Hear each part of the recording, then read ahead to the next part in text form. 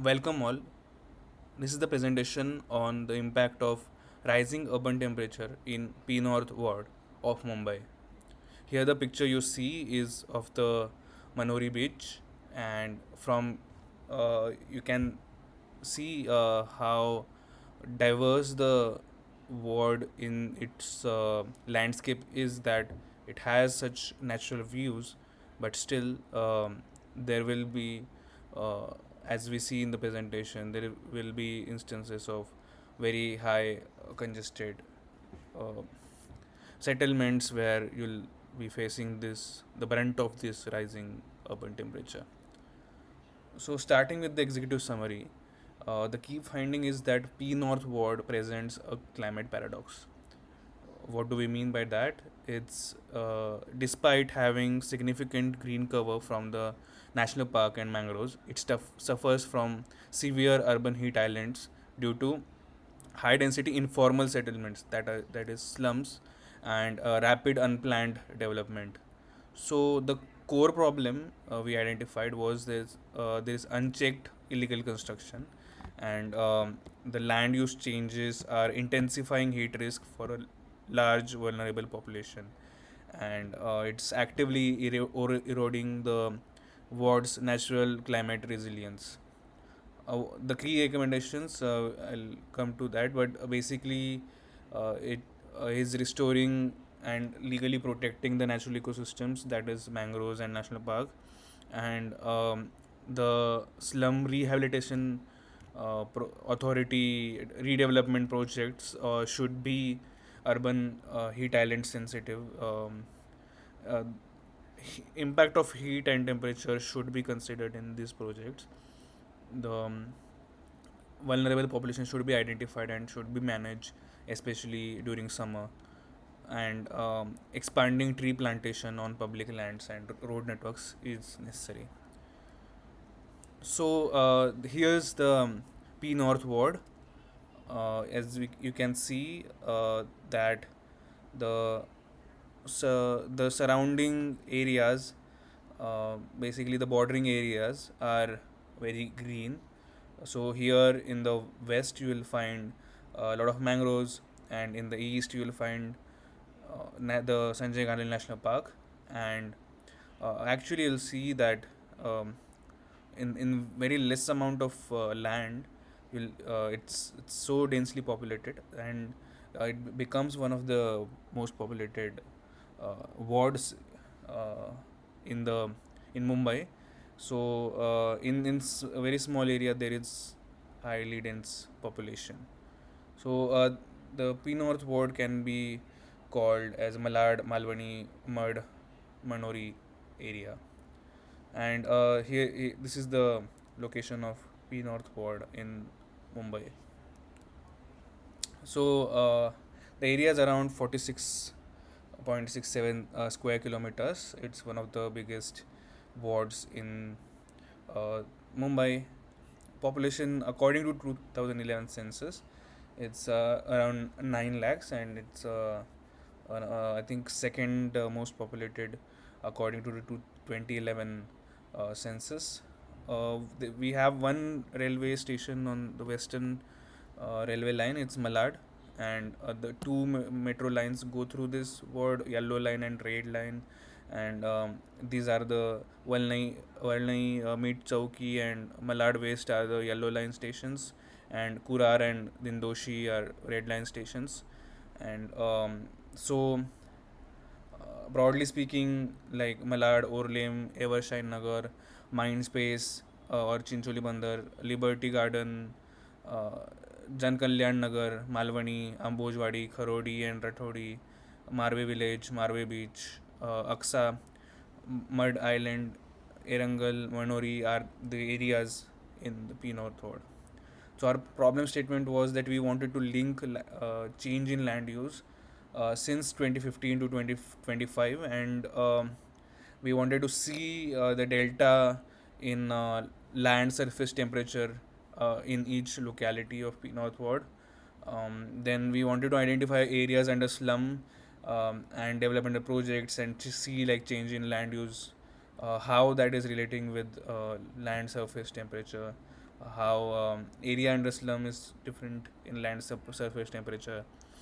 The insights on vulnerabilities based on household demographic data. We wanted to see who are the people um, will be the most vulnerable in this ward. Our approach and methodology was that we wanted to calculate hazard and vulnerability and exposure. So the hazard was being estimated through land surface temperature uh, and seeing the delta in temperature, land surface temperature every 5 years since 2015. Then vulnerability and exposure was being seen through demographic split of the population to identify the most vulnerable set of the population. We were looking at housing and basic amenities and services. So the here's the land use data analysis. First, seeing the population density pattern in the ward was, if you see, it's the lowest density being uh, in these areas where it's in the mangroves and in uh, and highest being in the center part. So and this part being followed as very high. So the land use map you can see here. It's We have categorized the land according to their usage, and so that analysis comes to be that most of the land area is under natural areas.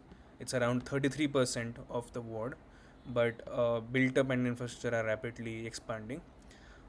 What we find is that open spaces and social amenities are the area under that is really low, and so it can worsen heat impact. Then the mix of uses shows both challenges and opportunities for climate responsive planning in P North Ward. We are looking at green cover here. This is the NDVI map, and you can see the high amount of green cover again in the edges of the ward in the east and west, uh, in both, and we see that these areas will also usually show lower surface land surface temperature, right? And so going forward is the land surface temperature data. So here's the 2015 data, and we see like it's in October, a day in the October, where we have done this analysis, and in 26 degrees Celsius to 42 degrees Celsius. So we are seeing that these densely populated areas show higher temperature, right? And while the natural areas have much lower. Going ahead in 2020, here we see that it's rising. The maximum temperature is rising to, it's going to 49 degrees, almost reaching 50. And in 2024 it crosses 50, and you can see. So we have highlighted some areas such as new collector compound, which and Maharashtra Nagar and Dattawadi.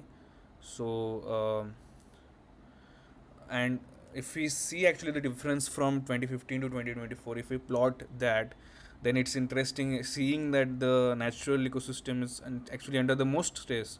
Seeing having 7.5 to 13.4 degree rise in these areas. So it shows that because it started with the lower baseline and now it's gone up. So uh, that's uh, that's why these are the uh, red, more red in the map. And so also shows the pattern in of development in this ward, seeing that the green areas are being uh, affected because of the increasing growth. And so So yeah, and here if we see in the east part, there is not been much change. So it's uh, been more stable, and in Manori area as well. So though they have been more stable across 10 years, but other areas it's rising faster. And it's also a trend of overall climate change because in general Earth's temperature is rising. So yeah. Here we have plotted some public parks under BMC and existing gardens and public parks, and you can see like they are mostly in the center part in the Malad area, and um, for their local climates they might be beneficial to reduce the temperature a little lower, but it also shows that there is more need of green spaces or in the residential areas. If we look at the vulnerable population, so here is the map of slums, and I want you to again go back to the this land surface temperature data, and you can see how how correlated the area under slum and area under the high land surface temperature is, right? So again, why slums are most affected by urban heat island effect is because high density of rooftops, minimal spacing, lack of trees, and is the rooftop material, the building material that is used is not conducive to dissipate heat. It absorbs heat and keeps it there, and we get temperatures such as 50 degrees Celsius, right? So, 26% of housing in P North has roofing vulnerable to urban heat. 25% of homes have cooking fuel generating internal heat, and 25% of the population lives in their own houses. Means about 75% of population do not own house. It's they are living on rent or other kind of residential arrangements, and most of these houses use temporary roofing materials like asbestos, metal roofing, or other materials, right? So houses with asbestos metal roofing are more than 50% in this out of all the households in P North. Um, 40 to 50% green cover offsets the mean temperature, but the trapped heat generated by residential and small business activities can potentially show high temperature variations. So that's what we see, like going from 26 degrees Celsius to 50 degrees Celsius within just within one ward. P North has the highest percentage of population living in informal settlements and a high number of flooding hotspots, making this ward one of the most vulnerable for the impact of climate change. It also has the highest percentage of people with limited access to any healthcare facilities, increasing the health risk significantly. So, access to how health is again a challenge in this world, especially for the slum areas, and that can really worsen the impact of heat waves. So in the news, if we see, there has been a talk of illegal construction in this ward. So uh, like in so according to the census in 2011, there was a rise of by 1.547 lakh, right? And so growth of slums that has given rise for the population here as well, and a lot of so there is a issue of illegal construction. Then threat to mangroves. Threat to mangroves was also discussed, and uh, so BMC here has been protective of the mangroves, try to be protective of the mangroves, but there is no really an obligation to BMC or any authority really to protect mangroves uh, prop, in an honest way, right? Um,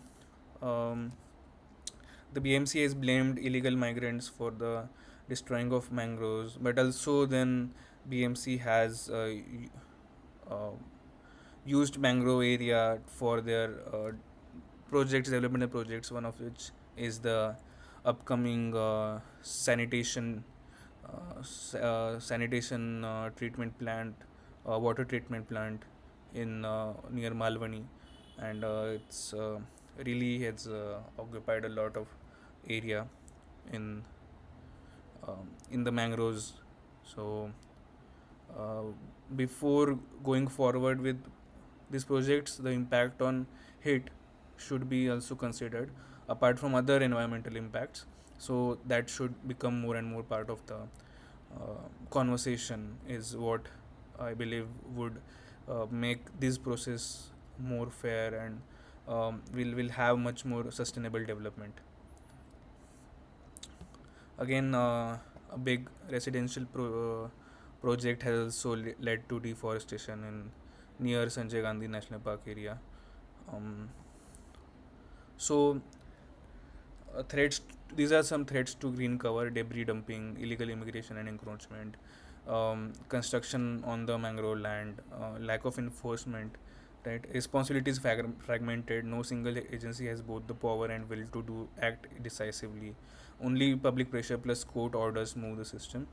The mangrove cell established by the Maharashtra state government is the best position unit, but needs independence and legal standing and local support to actually protect mangroves. And so that's why there is uh, not a proper structure in the current system to protect mangroves from further encroachment.